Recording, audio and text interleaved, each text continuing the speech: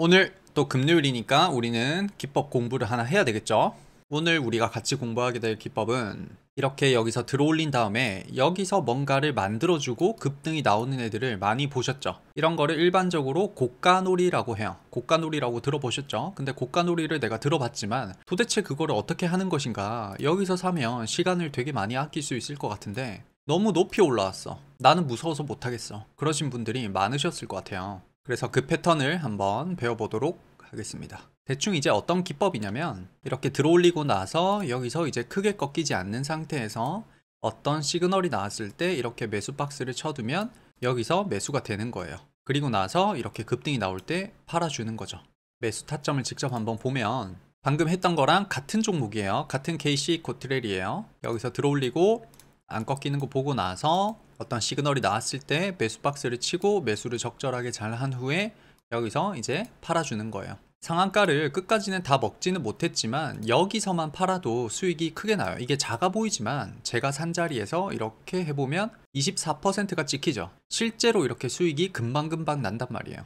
여기 지금 바이는 주문 실수가 나간 거죠. 팔아야 되는데 오히려 사버렸죠. 파리파리 창을 쓰게 되면 주문 실수가 가끔씩 나가요. 다른 종목을 하나 볼게요. 이거는 한농화성이라는 종목이에요. 이렇게 급등이 나오고 크게 꺾이지 않는 상태에서 어떠한 내가 좋아하는 시그널이 나왔을 때, 그리고 나서 이런 자리에서 매수 박스를 치고 여기를 이탈하지 않는 선에서 이제 시간을 계속 주는 거예요. 스윙은 단타처럼 내가 사자마자 바로 수익이 나는 게 아니기 때문에 일주일에서 2주일 정도는 시간을 주셔야 돼요. 그리고 나서 시간을 조금만 주다 보면 이렇게 급등이 나와요. 이거를 내가 끝까지 다 먹으면 좋겠지만 끝까지 다 먹지 않는다 하더라도 중간쯤에서만 팔았어도 벌써 19%, 20% 이렇게 수익이 난단 말이에요. 이거는 포스코 엠텍이라는 종목이에요. 포스코 엠텍도 2차전지 관련해서 여기서 급등이 나오고 많이 꺾이지 않는 상태에서 어떠한 시그널이 나오면 이제 여기서 매수 박스를 하나 쳐두고 내려와야 돼요. 이렇게 조정이 나왔을 때 이제 내게 되는 거예요. 매수가 된 후에 여기를 이탈하지 않는 선에서 계속 시간을 곱해주면 이렇게 크게 급등이 나오는 거예요. 내가 이 상한가를 안 먹고 이런 꼬리에서만 팔았어도 벌써 30 몇 %가 수익이 나요. 그리고 이 종목은 이제 셀바스 AI라는 종목인데 작년 12월에 챗 GPT 관련해서 인공지능 관련주들이 엄청 많이 올랐었죠. 마찬가지로 급등한 후에 많이 꺾이지 않는 상태로 이렇게 시그널이 나온단 말이에요. 이런 시그널이 나온 상태에서 내가 좋아하는 영역에 매수 박스를 치고 기다리면 이렇게 매수가 되고 시간을 조금만 곱해주면 이렇게 크게 급등이 나와요. 이 종목은 에코플라스틱이라는 종목이에요. 에코플라스틱도 마찬가지로 급등이 나오고 많이 꺾이지 않는 상태에서 어떠한 시그널이 나왔을 때, 그리고 나서 여기서 매수 박스를 치고 기다리면 이렇게 꼬리에서 계속 기회를 주고 있죠. 그리고 나서 매수가 된 상태로 거래가 터질 때 팔아주는 거예요. 그러면 여기도 20 몇 % 충분히 수익이 나왔겠죠. 이런 식으로 매매하는 방법을 오늘 한번 공부를 같이 해볼 거예요. 일단 첫 번째로 아셔야 되는 거는 뭐냐면 단타를 하시는 분들이 아니라 우리같이 스윙을 하시는 분들은 이렇게 크게 오르고 있죠. 지금 거래가 터지면서 장대 양봉이 계속 나오고 있죠. 이런 경우에는 일단 단기 고점으로 생각하는 경향이 있어요. 일반적으로는 이제 강의나 책에서 올라갈 때 거래가 터지면 좋다, 거래가 터지면서 장대 양봉이 나오면 그거는 상승의 초입이다, 이렇게 해석을 많이 하거든요. 근데 그거는 제가 볼 때는 반은 맞고 반은 틀렸어요. 왜냐면 거래가 터지면서 장대 양봉이 나오면서 계속해서 올라가는 경우도 있지만 올라가다가 이렇게 강하게 내려오는 경우도 있단 말이에요. 내가 지금 이런 자리에서 사서 다음날 바로 이렇게 상한가가 나오면 너무 좋죠. 하지만 이렇게 안 나오고 내려버리면 이게 지금 작아 보이지만 마이너스 7%짜리예요. 음봉이. 이런 거를 하나만 맞게 되면 내 계좌에는 순식간에 마이너스 10%에서 15%가 찍히기 시작해요. 많이들 경험해 보셨죠? 그러니까 거래가 터지면서 장대 양봉이 나오기 시작하면 스윙을 잘하는 분들은 이거를 단기 고점으로 생각을 하는 경향이 있어요. 그래서 이런 자리에서 따라붙지 않는 거예요. 아무리 좋은 재료가 터진다 하더라도 이런 자리에서 따라붙지 않는 거예요. 왜? 어차피 기다리면 내려오거든. 기다려서 내려와서 내가 좋아하는 패턴을 만들어주면 그때 들어가도 나는 늦지 않거든. 그래서 스윙 트레이더들은 돌파 매매 같은 거를 잘 하지 않는 편이에요. 눌림목을 기다려서 사도 늦지 않기 때문에. 그걸로도 이미 충분히 많은 돈을 벌고 있기 때문에 굳이 내가 여기를 돌파할 때 사야지, 여기를 돌파할 때 사야지 이렇게 위험한 매매를 하지 않는다라는 거예요. 어디까지나 이거는 스윙의 관점이에요. 단타는 돌파 매매를 해야 될 수도 있어요. 누가 맞고 틀리다라기보다는 내가 어떤 매매를 함에 있어서 그 철학이나 관점을 정확하게 이해를 하고 있어야 된다라는 거예요. 두 번째 아셔야 되는 기본기는 우리는 어떤 한 가격을 맞추는 게임이 아니에요. 지금 여기 보시면 15,200원이라고 찍혀 있죠. 15,200원에서 무조건 반등이 나올 거야를 맞추는 게임이 아니에요. 내가 트레이딩을 하고 있다라는 거는 이 15,200원을 맞추는 게임이 아니라 대충 이러한 영역, 즉 가격이 아니라 가격 구간을 맞추는 게임이에요. 이 개념이 없으셨다면 지금까지 수익이 안 났을 가능성이 되게 높아요. 다시 한 번 더. 주식은 어떤 한 가격을 맞추는 게임이 아니에요. 어떤 한 변곡점 그 자체를 맞추는 게임이 아니에요. 변곡점이 아니라 변곡점이 될 수 있는 이런 영역을 맞추는 게임이에요. 이런 밴드 구간을 맞추는 게임이에요. 그러니까 트레이딩을 잘 못하는 분들은 내가 어떻게 하면 변곡점을 맞출 수 있을지, 내가 어떻게 하면 이러한 한 가격 15,000원에서 무조건 반등이 나올 거야, 그런 거를 알아내기 위해서 이것저것 강의도 들어보고 책도 읽어보고 자기만의 공식도 만들어보고 그렇게 하지만 실제로는 그런 식으로 작용되지 않는다. 어디가? 주식시장이라는 곳이. 주식시장은 이러한 영역의 게임이다. 이해되셨죠? 그래서 정리를 하자면 기본기 1, 스윙에 관한 거예요. 단타는 아닐 수도 있어요. 책이나 강의에서 일반적으로는 대량의 거래량과 함께 장대 양봉이 나오면 상승의 초입이라고 해석하거나 매수를 추천한다. 그러나 이것은 반은 맞고 반은 틀렸다. 실제로 주식시장에서 일어나는 실용적인 규칙은 대량의 거래량과 함께 장대 양봉이 나오면 단기 고점이다. 기본기 2, 주식 트레이딩이라는 게임은 변곡점을 맞추는 게임이 아니다. 즉 하나의 변곡 가격을 맞추는 게임이 아니다. 주식 트레이딩은 변곡점이 아니라 변곡점이 될 수 있는 가격 구간, 가격 밴드, 가격 영역을 맞추는 게임이다. 이 두 가지가 오늘 기법을 쓰실 때 꼭 아셔야 되는 기본기 두 가지예요. 이 기본기가 없으셨다면 지금까지 수익이 안 났을 가능성이 아주 높아요. 이거는 실제 매매를 하는 사람들 입장에서는 너무나 기본적인 내용이기 때문이에요. 어떤 고급스러운 내용이 아니에요, 절대. 그래서 이제 직접적으로 기법으로 들어가 보면 이거는 한농화성이라는 종목이에요. 그 당시에 이제 2차 전지랑 관련이 돼서 이렇게 급등이 한번 나왔었죠. 이렇게 급등이 나오고 거래량과 함께 장대 양봉이 터지면 우리는 어떻게 해석하기로 했죠? 더 올라갈 거라고 생각하지 말고 이거를 단기 고점으로 생각을 하는 거예요. 단기 고점으로 생각을 하게 되면 어떤 생각을 자연스럽게 가질 수 있냐면 어차피 여기가 단기 고점이라면 내가 굳이 여기서 사야 될까? 이게 단기 고점인데 내가 여기서 사야 되는 이유가 있을까? 이렇게 생각의 관점이 변하게 되는 거예요. 그러니까 이런 자리에서 따라붙지 않게 되는 거예요. 왜? 단기 고점인데 내가 굳이 왜 사야 돼? 이해되셨죠? 그리고 나서 어느 정도의 조정이 나옵니다. 근데 너무 많이 내리면 안 돼요. 적당히 내린 상태에서 이거를 이렇게 차트가 나와야 돼요. 저희같이 이제 급등주 매매만 전문적으로 하는 트레이더들은 이거를 차트를 살렸다라고 표현을 해요. 여기서 차트를 살리게 된 거예요. 차트를 살렸으니까 여기가 유효하게 되는 거예요. 이 바닥까지가. 그러면 여기서 이렇게 매수를 할 수가 있게 되는 거예요. 여기서 이렇게 체크를 해두고 내려와야 돼요. 이렇게. 다음날 음봉을 주고 내려와야 돼요. 왜냐하면 일반적으로는 양으로 가기 때문에 다음날 음봉을 노리는 거예요. 양봉에서 따라 붙는 게 아니라. 그리고 나서 시간을 좀 주다 보면 이렇게 급등이 나올 때 팔아주고 나오게 되는 거예요. 다시 한 번 더 이렇게 거래량과 함께 급등이 나올 때는 다음날 3%라도 내가 조금이라도 더 먹으려고 이런 데서 종가 매수를 하지 않는다. 왜? 어차피 단기 고점이기 때문에. 이날 종가 매수를 하신 분들은 이거를 먹었을 수도 있죠. 근데 이날 종가 매수를 하신 분들은 다음날 시가부터 마이너스로 밀려서 출발을 하고 한 번도 본전이 오질 않았단 말이에요. 이 종가까지, 어제 종가까지. 그러니까 순식간에 마이너스 7%가 찍히는 거예요. 그리고 본전이 언제 오지 하면서 기다렸는데 여기서 또 못 팔았으면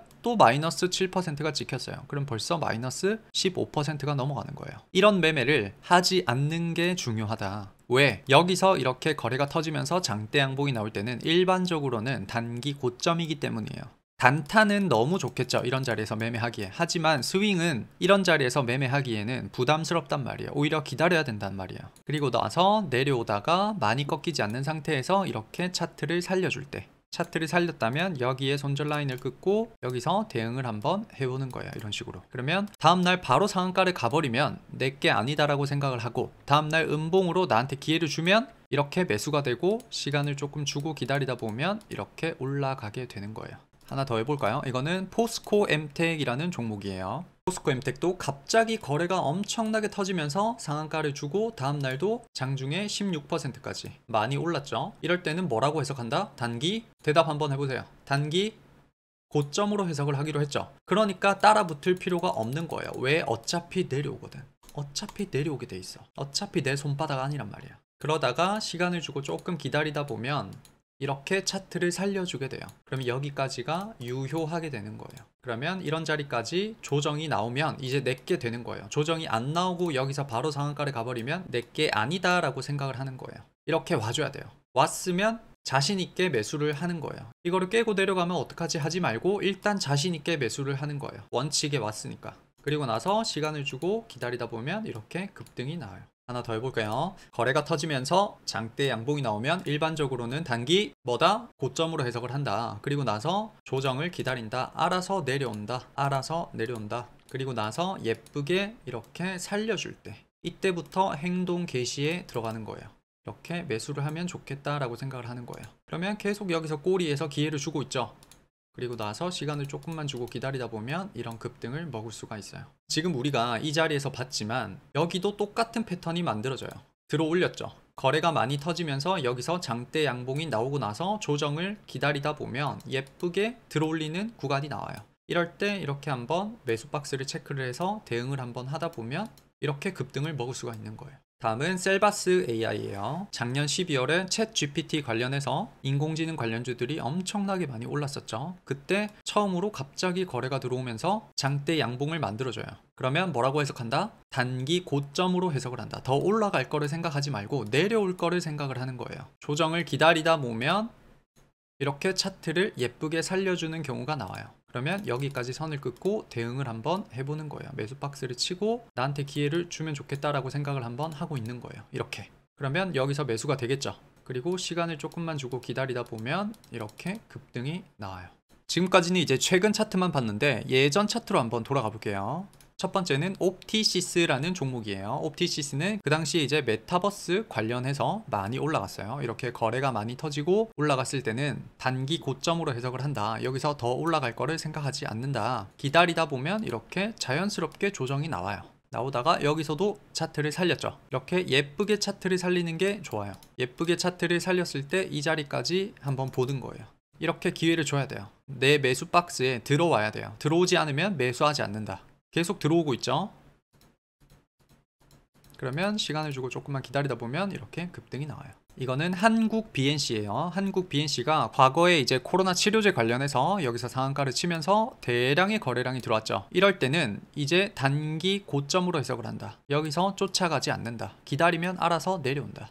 알아서 내려오고 있죠. 조정을 기다린다. 조정을 기다리다 보면 이렇게 예쁘게 들어올리는 봉이 나온단 말이에요. 이때까지 나는 그저 차분하게 기다려만 주는 거예요. 그러면서 이제 행동 개시를 하는 거죠. 내려와야 돼요. 쫓아가지 말고 내려왔을 때만 매수를 하는 거예요. 위에서 사지 말고 밑에서 사는 거예요. 이렇게. 여기도 기회가 왔죠. 계속해서 내 매수 박스에 들어오고 있죠. 매수를 하는 거예요. 그리고 나서 기다리다 보면 이렇게 급등이 나와요. 이거는 이제 동방이라는 차트예요. 동방은 이제 과거에 쿠팡이 나스닥에 상장을 한다라고 해서 쿠팡 관련주 대장주로 움직였어요. 그래서 얘도 많이 올랐죠. 거래가 많이 터지면서 점상을 쳐버렸죠. 조정을 기다려준다. 조정을 기다리다 보면 예쁘게 들어올리는 봉이 이런 것들이 생기기 시작해요. 그러면 여기까지 한번 내가 봐야지 이렇게 생각을 할 수 있겠죠. 그래서 여기서 매수 박스를 치고 내려왔을 때 이렇게 내 매수 박스에 들어왔을 때만 매매를 하는 거예요. 그러다 보면 이렇게 급등이 나와요. 이거는 한탑이라는 종목이에요. 한탑이라는 종목도 마찬가지로 얼마 전에 거래를 주고 상한가를 한번 치고 다음 날도 고가가 20%까지. 이럴 때는 따라 붙지 말고 단기 고점으로 해석을 한다. 그리고 나서 내려오는 거를 기다렸다가 차트를 예쁘게 이렇게 돌려나가는 애들이 생기기 시작해요. 이럴 때 여기서 대응을 하고 이렇게 한번 끌어놔보는 거예요. 그러면 이렇게 기회를 주겠죠. 여기서 매수가 돼야 되는 거예요. 그러다 보면 이렇게 급등이 나와요. 장중에 19%까지. 이런 것들을 이제 매수 타점을 보면 이렇게 매수가 되는 거예요. 실제로 이렇게 매수가 되고 있어야 되는 거예요. 그러면 수익이 쉽게 난단 말이에요. 그래서 기법을 정리를 한번 해보면 조건이 있죠. 조건 1번. 대량의 거래량과 함께 장대 양봉이 생긴다. 그리고 나서 조정이 나올 때 너무 크게 꺾이면 안 된다. 2번. 연속성이 있는 재료로 올라간 종목이 훨씬 확률이 좋다. 무조건 상한가를 갔다고 해서 이 기법을 쓸 수는 없어요. 섹터가 만들어지거나 테마주가 만들어졌을 때가 훨씬 더 확률이 높다라는 거예요. 세 번째, 차트를 살릴 때 정확하게 예쁘게 살려주는 게 좋다. 애매하게 살리면 확률이 낮다. 이거는 한놈 화성이에요. 여기서도 차트를 살릴 때 예쁘게 이렇게 정확하게 들어올리면서 살려줘야 돼요. 그래야 이렇게 매매를 한번 해볼 수가 있어요. 주의사항이 있어요. 이 기법을 쓰실 때 이제 주의사항을 말씀드릴 건데, 주의사항이 뭐냐면 이렇게 차트를 살릴 때 이게 지금 작아 보이지만 종가가 7.5%예요. 이미 꽤 올라간 상태죠. 이렇게 강하게 올라갔을 때는 종가에서 따라 붙으면 안 돼요. 7.5% 올라갔다라는 거는 여기에서 내가 매수를 하기에는 조금 부담스러워요. 왜냐면 이 손절 라인을 깨버리고 내려갔을 때가 문제가 되는 거예요. 너무 높게 샀기 때문에. 그러니까 강하게, 이렇게 강하게 들어올렸을 때는 종가에 따라 붙지 말고 항상 밑으로 걸어놓고 사는 거예요. 눌림이 나오면 내 거고 안 나오면 그냥 보내주는 거예요.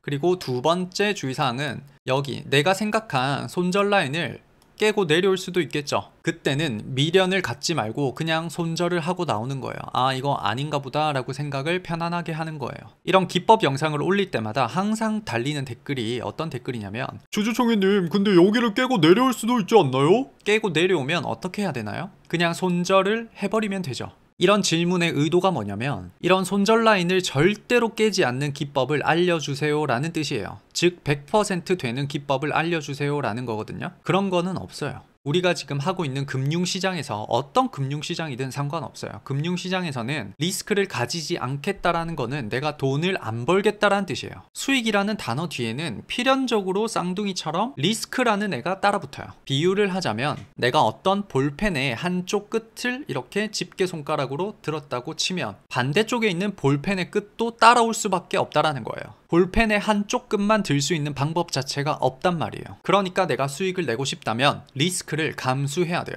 리스크를 감수하기 싫다, 나는 무조건 100%를 원한다라고 하시면 애초에 주식시장에서 돈을 벌 수 있는 방법 자체가 없어요. 이해되셨죠? 그러니까 여기를 깨고 내려오면 어떻게 해야 되죠? 그러면 내가 손실을 보지 않나요? 이런 식으로 질문이 나오면 안 돼요. 돈을 안 벌겠다라는 거예요. 그래서 주의사항을 다시 정리를 하면, 차트를 살릴 때 너무 강하게 살리는 경우는 종가에 따라붙지 말고 다음날 음봉을 노린다. 두 번째 주의사항, 내가 생각한 손절 라인을 깨고 내려오면 미련을 갖지 말고 손절하고 나온다. 세 번째 주의사항은 모든 급등주를 이 기법에 억지로 끼워 맞추려고 하지 않는다. 이 기법은 수많은 급등주 패턴을 분석하는 하나의 방법일 뿐이다. 이 기법은 고가놀이에서 나오는 패턴이기 때문에 초보자들은 솔직히 말해서 쉽게 쓸 수는 없어요. 연습을 정말 많이 하셔야 되는 매매법이에요. 연습을 많이 이제 하다 보면 될 때가 있고 안 될 때가 있겠죠. 그렇게 연습을 계속 해 나가는 과정에서 언제는 되고 언제는 안 되는지 자꾸 그 차이점을 스스로 공부를 해 나가셔야 돼요. 연습을 하다 보면 이제 이 기법이 딱 내 것이 되는 순간이 오겠죠. 그때는 정말 이제 단타 못지않게 시간을 많이 아끼면서도 수익을 많이 낼 수 있는 기법이 될 거예요. 그러니까 연습 많이 하셔서 내가 직장 다니면서도 내 할 일을 하면서도 할 수 있는 이런 매매법을 꼭 완성을 시키시길 바랍니다. 그리고 이제 제가 채널에 로고를 좀 바꿔봤는데 어떤가요? 예전의 로고는 조금 이제 대충 만들고 촌스러워가지고 이번에 조금 세련되게 만들어봤어요. 앞으로는 이제 제가 채널 대문이라든지, 우리가 지금 채널 대문이 없죠. 위에 어떤 채널을 알려주는 그런 거나 이제 채널 전용 이모티콘 같은 것들이 있어요. 그런 것들을 제가 차근차근 만들어 두도록 하겠습니다. 원래 매매를 할 때 좀 이렇게 세련되고 멋있게